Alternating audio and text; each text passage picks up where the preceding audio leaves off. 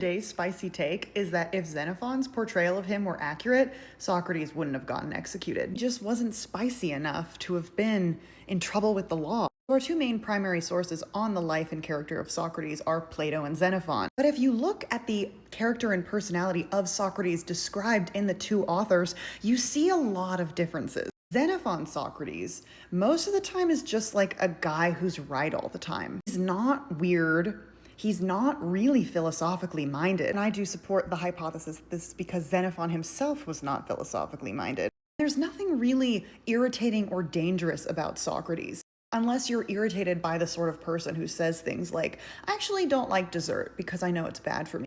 That's what Xenophon Socrates is like. Now, Plato's Socrates, on the other hand, he's mysterious, he's ironic. He has this weird charisma where even though he's horrendously ugly, the most beautiful men are all drawn to him like moths to a flame. He's picking fights. He's making fun of his opponents. He clearly has the power to inspire or corrupt as he sees fit. You could almost say there's something a little bit sexy about Plato's Socrates. This is the gadfly of Athens. This is the guy who's putting himself out there every day to sting and bite and goad. His mission in life is to establish order, even if that's at the expense of current systems and structures, even if that means a total overthrow of everyone in power if they don't know what they're talking about, which to him, no one does. Not only is his way of life innately confrontational, he's the most dangerous thing a person can be, which is better than everyone at everything. He's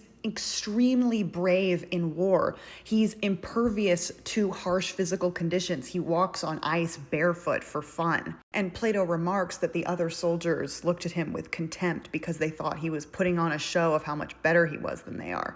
This is the sort of guy that gets executed by his fellow citizens. So if you're the sort of person who, like me, likes to imagine what it must have been like to be around Socrates, you have to imagine it was quite difficult.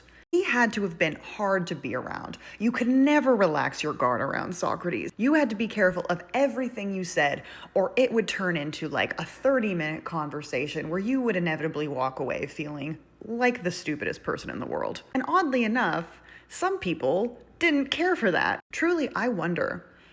There were many people who called Socrates their friend, but did Socrates consider anyone a friend?